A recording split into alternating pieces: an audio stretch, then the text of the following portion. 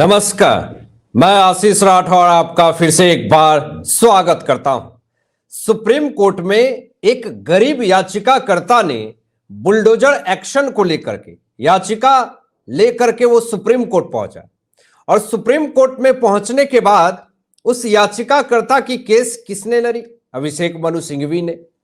अब अभिषेक मनु सिंघवी उस गरीब याचिकाकर्ता के लिए सुप्रीम कोर्ट में बुलडोजर एक्शन पे बहस कर रहे थे सुप्रीम कोर्ट में। अब उसके विपक्ष में तुषार मेहता जी थे और तुषार मेहता जी ने एक ऐसी बात कह दी जिससे कि उस गरीब याचिकाकर्ता के तरफ से जो केस लड़ रहे थे अभिषेक मनु सिंघवी, तो उस पर तुषार मेहता जी ने अभिषेक मनु सिंघवी के फीस को लेकर के एक बड़ा चर्चा छेड़ दिया। सुप्रीम कोर्ट में सुनवाई चल रही थी। अब सुप्रीम कोर्ट ने जो बड़े सख्त फैसले दिए हैं वो तो बात करेंगे ही, लेकिन तुषार मेहता जी ने जो अभिषेक मनु सिंघवी के फीस को लेकर के जो सुप्रीम कोर्ट में इतनी बड़ी बात कह दी, उससे अभिषेक मनु सिंघवी ने जो बातें कही उसके जवाब में वो विश्वास होने के लायक नहीं है। बात करेंगे आगे बात ये भी करेंगे 5,000 करोड़ रुपए की जब्ती को लेकर के जो पकड़ाया है उस पे अमित शाह जी की बड़ी चेतावनी और अमित शाह जी ने क्या बड़ा स्टेटमेंट दिया है बताएंगे दोस्तों। हमेशा अभिषेक मनु सिंघवी के फीस को लेकर के चर्चा गर्म रहता है कि अभिषेक मनु सिंघवी हाई पेड वकील है और हमेशा उनके फीस को लेकर के कभी बीजेपी आवाज उठाती है तो कभी सोशल मीडिया पे आवाज उठाए जाते हैं। बीजेपी तो यहां तक आवाज उठा दिया कि अभिषेक मनु सिंघवी और कपिल सिब्बल जैसे लोग बड़े वकील कहे जाते हैं, सुप्रीम कोर्ट के वकील हैं, ये लोग भ्रष्टाचारियों के फेवर में ही क्यों खड़े होते हैं? जो देश विरोधी एजेंडा चला रहे होते हैं उसके फेवर में ही क्यों खड़े होते हैं ये लोग? ये जांच का विषय है और हमेशा फीस को लेकर के मुद्दाएं गर्म रहती हैं और बीजेपी इसलिए भी टारगेट करती है अभिषेक मनु सिंघवी को क्योंकि ये कांग्रेस के एक नेता भी हैं, तो हमेशा इनके फीस को लेकर के मुद्दाएं गर्म रहती है। कुछ दिन पहले ही इन्होंने ये कहा था कि मैं इनकम टैक्स जो है वो 700 की 600 करोड़ रुपए पेड करता हूं, मुझे एग्जैक्ट याद नहीं है लेकिन इसी के आसपास उन्होंने ये बात कही थी। तो अब आप खुद बताइए कि 600-700 जो करोड़ इनकम टैक्स भरेगा तो उसके लिए आप सोच लीजिए कि उसकी इनकम कितनी होगी। अगर 30% अगर इनकम टैक्स पे कर रहे हैं वो, तो 70% कमाई भी है, तो उस हिसाब से आप निकाल लीजिए। और सीए तो बैठा है दिमाग लगाने के लिए कि कैसे टैक्स को बचाया जाए, वो भी एग्जैक्ट तो इन्होंने नहीं बताया, ये तो पब्लिक डोमेन में इन्होंने बताया ऐसा। खैर, सुप्रीम कोर्ट में बुलडोजर एक्शन को लेकर के जो बातें हो रही थी, जो बहस छिड़ रहा था, उस पर देखिए कि यहां पे तुषार मेहता जी ने एक बड़ा ही स्टेटमेंट दे दिया कि एक गरीब याचिकाकर्ता अभिषेक मनु सिंघवी की फीस कैसे दे रहा है। यह बहुत बड़ा मुद्दा है दोस्तों और सबकी नजर इस सवाल के ऊपर खड़ी हो गई कि यह बात भी सत्य है कि एक गरीब याचिकाकर्ता जो कि बुलडोजर एक्शन को लेकर के सुप्रीम कोर्ट में याचिका लेकर के आया है, उसके लिए अभिषेक मनु सिंघवी कैसे फाइट कर रहे हैं जो खुद हाई पेड वकील हैं। और इस सवाल के जवाब में, तुषार मेहता जी के सवाल के जवाब में जो अभिषेक मनु सिंघवी ने कहा वो दोस्तों विश्वास करने लायक नहीं है और इसीलिए उनके फीस पे हमेशा लोगों की जांच की मांग होती है कि कहीं कोई देश विरोधी एजेंडा कहीं इनको सपोर्ट नहीं कर रहा है। इस भारत देश में से भी हो सकता है, वो विदेशों से भी हो सकता है, तो इसके लिए बीजेपी ने भी हमेशा आवाज उठाया है। अब एक गरीब याचिकाकर्ता कहां से फीस देगा अभिषेक मनु सिंघवी का, ये सवाल के जवाब में, तुषार मेहता जी के सवाल के जवाब में अभिषेक मनु सिंघवी ने क्या बयान दिया, जरा ये भी देखिए। जब तुषार मेहता जी ने सवाल किया कि गरीब याचिकाकर्ता वकील आपकी फीस कैसे भर रहा है, तो इस पर अभिषेक मनु सिंघवी कहते हैं कि हम जो वकील हैं वो कभी कभी फ्री में भी पेश होते हैं।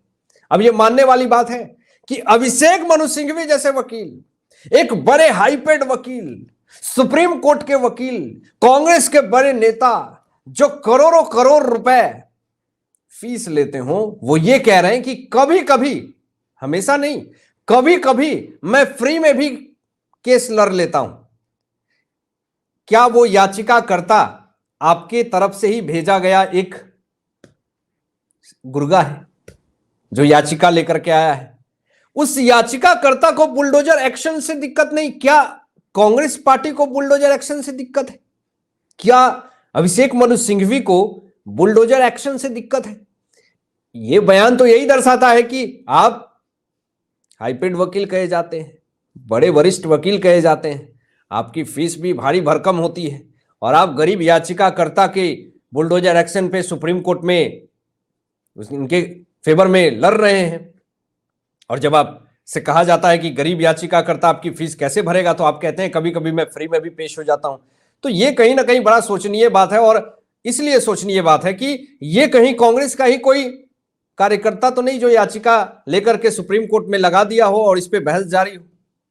अब ये भी बड़ा सोचनीय विषय है। तो इस तरह की भी दोस्तों मामलाएं सामने आती है। अब देखिए, कांग्रेस पार्टी चारों तरफ से घिर गई है दोस्तों।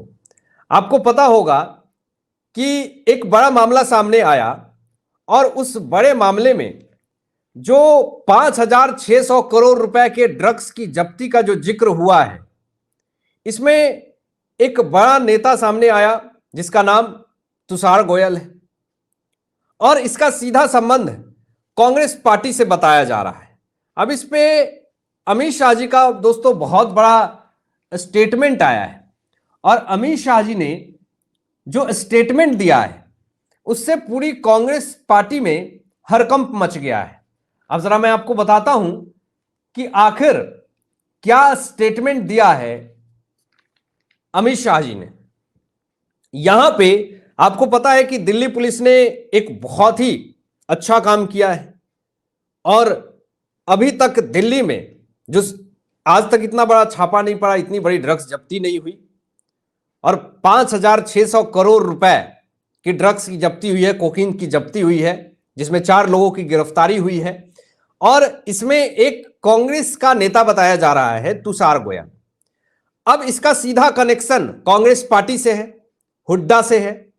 तो यह सीधा कनेक्शन जो हो रहा है उस पर अमित शाह जी का बड़ा एक्शन दोस्तों देखने को मिला है, और अमित शाह जी ने बड़ा स्टेटमेंट जारी किया है। सीधा अमित शाह जी ने कांग्रेस पर निशाना साधा है, और ट्विटर हैंडल पे उन्होंने क्या कहा है कि एक तरफ जहां मोदी सरकार नशा मुक्त भारत के लिए जीरो टॉलरेंस की नीति अपना रही है, वहीं उत्तर भारत से पकड़ी गई ड्रग्स की 5,600 करोड़ की खेप में कांग्रेस के एक प्रमुख व्यक्ति की संलिप्तता बेहद खतरनाक और शर्मनाक है। इस पे क्या तुषार गोयल के खिलाफ जो कांग्रेस पार्टी का ड्रग्स खेप में, बड़े खेप में 5,600 करोड़ रुपए की संलिप्तता में कांग्रेस पार्टी का नाम आया, अब इसको लेकर के क्या सुप्रीम कोर्ट में बहस करेंगे अभिषेक मनु सिंघवी, जो बुलडोजर एक्शन पे ये बहस कर रहे हैं सुप्रीम कोर्ट में? तो आप कांग्रेस पार्टी के खिलाफ जो इतनी बड़ी खेप पकड़ी गई है, इसमें जरा भी एक्शन आप दिखाएंगे? आप एक वरिष्ठ वकील हैं, राहुल गांधी तो चुप हैं, वो इस मुद्दे पे बात ही नहीं करना चाहते हैं, वो ऐसा रिएक्ट कर रहे हैं जैसा ऐसा कुछ हुआ ही नहीं है।